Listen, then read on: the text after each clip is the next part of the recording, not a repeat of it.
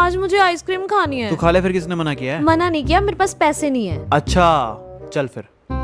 भैया एक काम करो, इसको जो कैरी है ना वो दे दो। भैया एक अमेरिकन नट्स दे दो, एक चॉकलेट डार्क फॉरेस्ट दे दो, एक ब्लैक करंट दे दो, एक मटके वाली कुल्फी दे दो और एक चॉकलेट ट्रफल वाली भी दे दो। चल चले।